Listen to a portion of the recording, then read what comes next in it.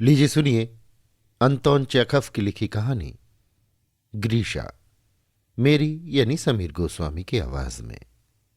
मूल रूसी से इस कहानी का अनुवाद किया है अनिल जनविजय ने।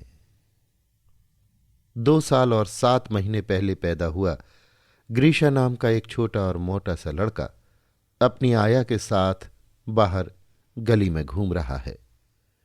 उसके गले में मफलर है, सिर पर बड़ी सी टोपी और पैरों में गर्म जूते। लेकिन इन कपड़ों में उसका दम घुट रहा है और उसे बेहद गर्मी लग रही है। सूरज बड़ी तेजी से चमक रहा है और उसकी चमक सीधे आंखों में चुभ रही है। ग्रीशा कदम बढ़ाता चला जा रहा है। किसी भी नई चीज को देखकर वो उसकी तरफ बढ़ता है और फिर बेहद अचरज से भर जाता है। ग्रीशा ने बाहर की दुनिया में पहली बार कदम रखा है।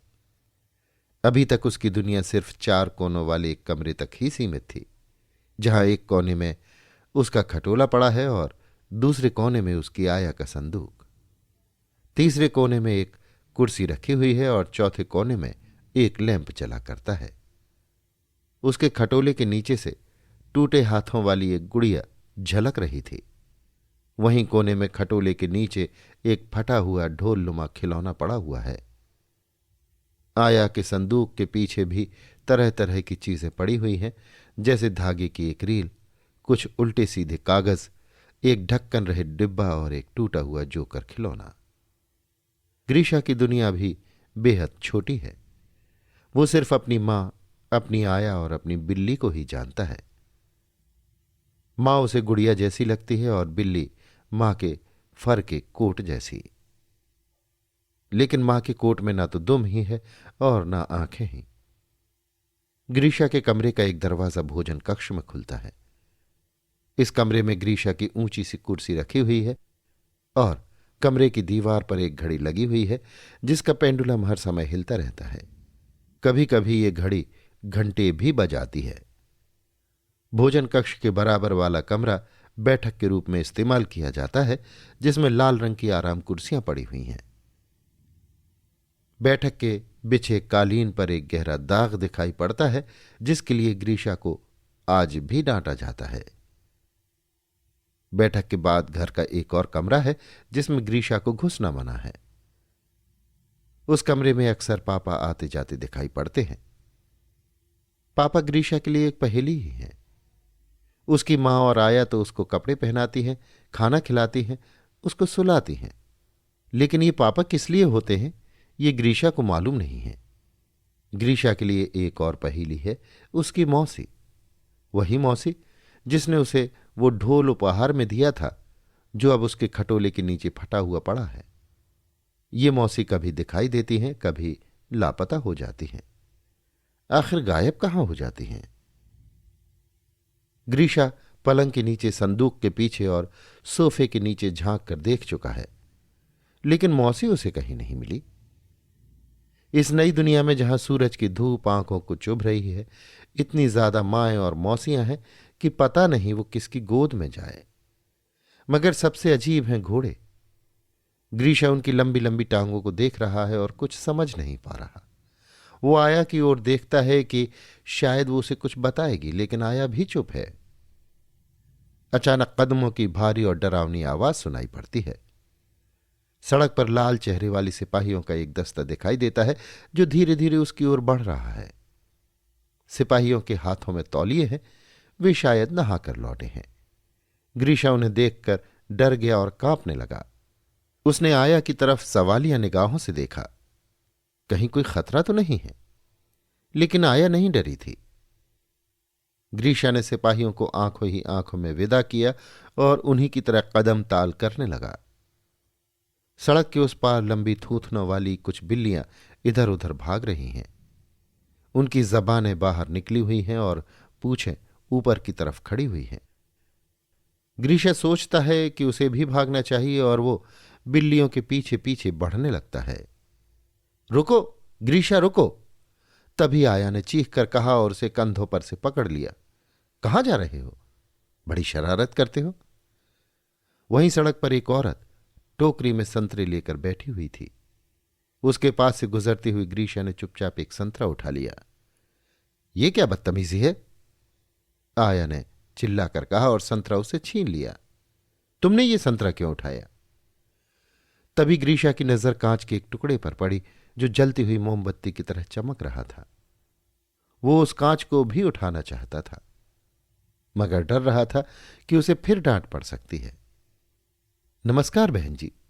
अचानक ग्रीशा को कोई भारी आवाज सुनाई पड़ी।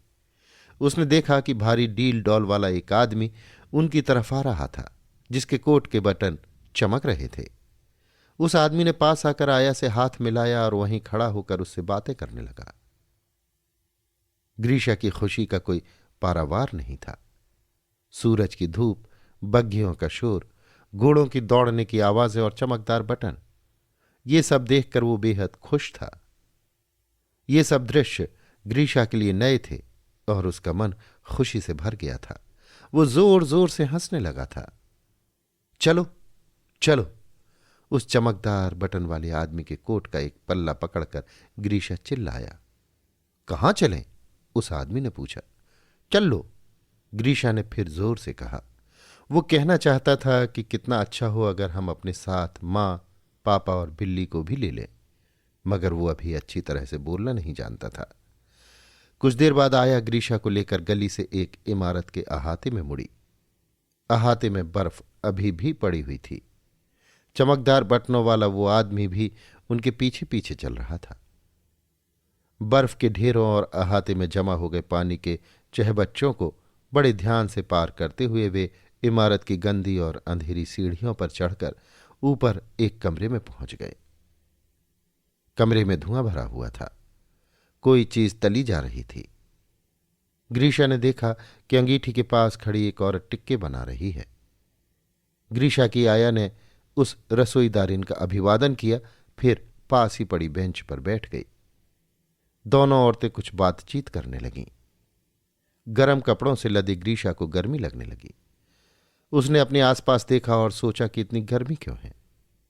फिर कुछ देर वो रसोई घर की काली हो गई छत को ताकता रहा और फिर अंगीठी की तरफ देखने लगा। अम्मा, उसने कहा। अरे अरे रुको भाई, आया ने चीख कर उससे कहा। जरा इंतजार करो। तब तक रसोईदार ने शराब की एक बोतल और 3 जाम समोसों से भरी प्लेट के साथ मेज पर रख दिए। दोनों औरतों और चमकदार बटनों वाले आदमी ने अपने अपने जाम उठाकर टकराए और वे उन्हें पीने लगे। उसके बाद उस आदमी ने आया और रसोईदारिन को गले से लगा लिया। फिर तीनों धीमी आवाज में कोई गीत गाने लगे। ग्रीशा ने अपना एक हाथ समोसों की प्लेट की तरफ बढ़ाया। आया ने एक समोसा तोड़कर उसका एक टुकड़ा ग्रीशा को पकड़ा दिया। ग्रीशा समोसा खाने लगा। तभी उसने देखा कि आया तो कुछ पी भी रही है। उसे भी प्यास लगाती है। रसोईदारिन अपने जाम से उसे एक घूंट भरने देती है। घूंट भरने के बाद वो बुरा सा मुंह बनाता है और घूर घूर कर सबकी ओर देखने लगता है।